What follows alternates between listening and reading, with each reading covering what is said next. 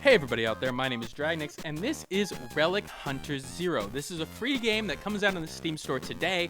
Before I begin, I want to make sure you guys know that despite it being free, I did get a key from the developer to take a look at the game early on. So keep that in mind, but the question is whether or not the guys behind Chroma Squad and Dungeonland have created a good free game here. It's not free to play, it's free.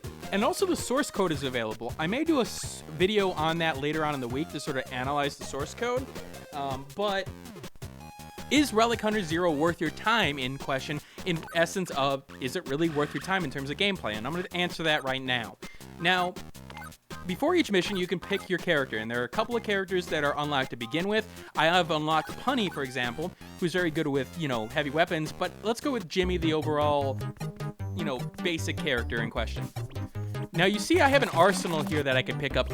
As you go along and, unlock elements in the game, you can use those stars, which are your currency, to unlock weapons to start the next round with. And so, for example, here I'm picking up the high mag and my assault rifle just because I'm able to do that. You will also find relics in the world that can create these power-ups here. So, for example, I'm getting gain health on kill, extra damage, and my double shield in terms of little buffs to help my character. I'm also being able to start at certain stages depending on how much I unlock them. I've unlocked stage 2 in terms of being able to start from there. I had enough to start stage 3, but I wanted to start from the beginning to sort of talk a little bit more before, I get wrecked in the later levels. Now, this is a top-down shooter. As you see there, I have a laser sight, which I'm able to, fire at the enemies with.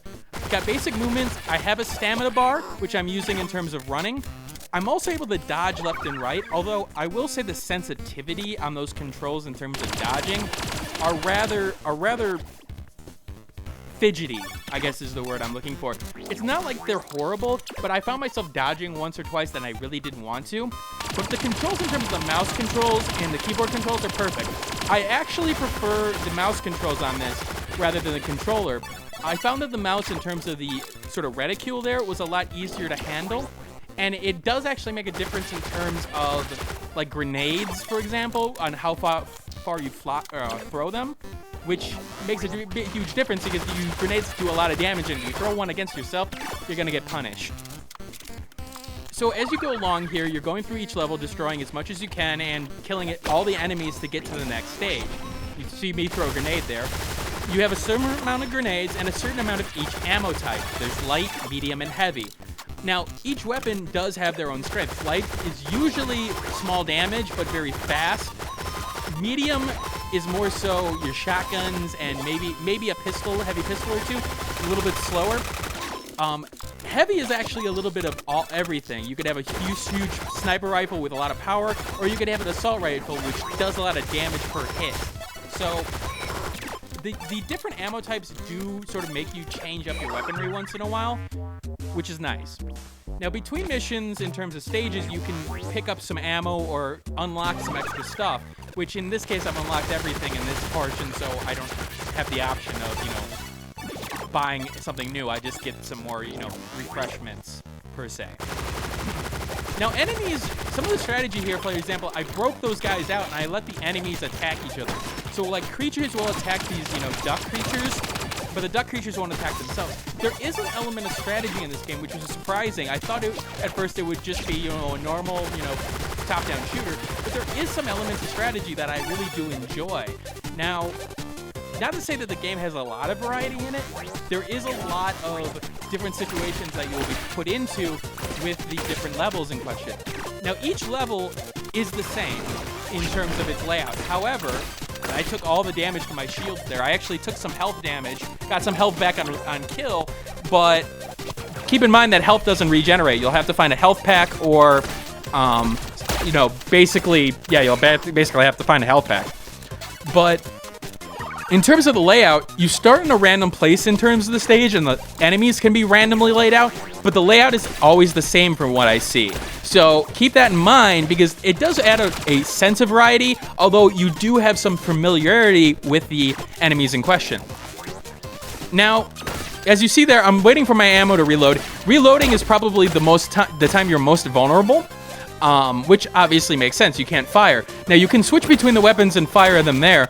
I found myself sort of forgetting to reload myself at times, even though it really made it clear that, yeah, I didn't exactly have any ammo in the left-hand corner there. I don't know what it was about my playstyle here. I just forget. I do like the sort of reload animation on the cursor, so you can keep your attention on enemies without actually looking at your guy, so that you know when it's reloading. Now, the core shooting here is fun. One thing I will say is that there is an option to sort of deal with the sort of screen shake that happens. Like, if you're taking damage, you'll notice the screen sort of shake a little bit. There is an option to take that off, which I did appreciate. I felt like I wanted to do that in the video to sort of show it off, but it is nice to have. It's nice to see them put options in a smaller game that, you know, you wouldn't expect that. It's a free game, but it is nice to see. Now, there is local co-op in this, and I do like the co-op factors. It does add an element to the game that's rather fun. It is a typical shooter, but its art style and its sort of music do sort of carry it. I don't know why the art style reminds me a little bit of Scott Pilgrim in a way. There is some Scott Pilgrim versus the World, I believe, developers behind it, or I'm hoping that I didn't get that wrong from another Steam store page that I was looking at. But there's definitely some familiarity with the art style that I like. I also like the character portrait. As you get hurt, you know, he does show a little bit of damage at this point. You also get some unique enemies, like these flying enemies. At first you're wondering why you can't hit them like you see there, but then realize that once their wings are down, they're actually on the ground. Small touches there that really work.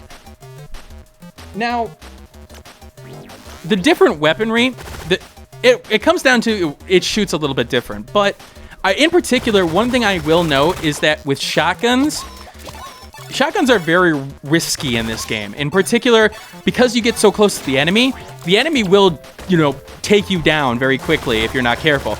And shotguns can be a risky sort of situation where you get close, yeah, you can do a lot of damage, but some enemies have shields and take, you know, 2 or 3 shotgun shells. In the meanwhile, they can pump you full of lead.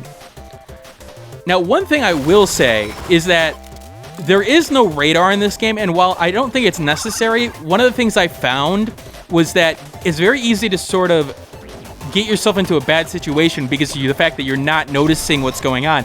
You could end up getting right into a firefight that you didn't realize. One of the big strengths of the game is, you know, its shooting mechanics, but one of the weaknesses in that shooting mechanics is that if you sort of go off, or if you're trying to retreat from a combat situation, you may run right into another group of enemies, and while, yes, that is, you know, part of the gameplay in question, it usually ends in death. Now, I will admit, you sort of get used to that over time, but I do feel like it could have been a little bit easier in terms of like maybe giving an arrow indicator that something is coming up on your backside, but, you know, minor details. Now, I will say there are minor grievances in this game, even when it is a free game. There are some difficulty spikes in terms of like on the 4th level that it feels like it comes out of nowhere, and you're going to see it in a little bit here, but overall the difficulty curve is rather good except for that 4th level. And in particular, there is a panic mode that you see here for the shield that is like, okay, I have to get behind cover, I'm going to die. Now, I will say grenades are almost too powerful in this game, and even against you, grenades will bring you down like immediately. Your shield will go down, you'll be taking a chunk of health, and if your shield goes down, the rest of your health is vulnerable. Problematic. Now, it does allow for different play styles in terms of the relics. Like, you can go for a shield breaking portion like that. One of the characters is completely melee in terms of their primary weapon. They do have other weapons they can use, but they have no grenades. And so there is good different play styles here. Although I found that, you know, focusing on melee usually got me killed. I feel like the game does not really sort of go towards that melee combat. Now, you can sort of exploit the AI in situations like this. They're smarter than they look here. Some of the times, though, they'll actually pop around corners, but once in a while, they'll just not be able to figure out that they need to go a little bit further in order to go around a corner in such a matter as you saw there. But most of the time, they know enough to sort of pressure you although you do recharge rather quickly, so they do sort of force the issue after a while. Honestly, free games, I know a lot of people is like, okay, well, why do a video on a free game? Because, I mean, I can just play it. Well, yeah, that's true, but it's all about time. There are so many free games out there. It's a matter of, is your time worth spent on this one? I think it is. There's definitely some problems. As you see here with my laser sight, the whole level's red. My sight is red. That's one of those situations where it's just like, okay, yeah, there's continuity in terms of like the laser's always red with your guns. In this case, I'm willing to take continuity to a different level where it's like, okay, I'm gonna ignore that continuity so I can actually see what I'm shooting at. Now, in this level in particular, one of the weaknesses of the combat show up, and that's off-screen enemies being able to see you. Before you're able to see an enemy, they can see you. And that's problematic because, especially with these sniper guys, they can take out a huge chunk of your shield, if not all of it, and your health. It feels really sucky to get into a situation like that where you're sort of damaged already and then have to sort of run for your life already at that point. It does sort of highlight the good combat in terms of the ability to destroy, you know, barriers and things like that in this situation, but I felt like maybe again, one of those arrow indicators saying, hey, there's something coming your way, that would be great. Don't know why my throat is just like sticking at this point. Overall, the game's got a very good feel to it in terms of, you know, the playstyle. I played about 4 hours, I would want to say. I think I'm like 343, but the game itself, it never got boring to the point where it's like I wanted to keep on going. Even though I was doing the same things, I felt like the core combat was competent enough, and in particular, especially for a free game, I can see myself playing $5-10 for this and still enjoying it at this point, especially with the unlockables and the characters.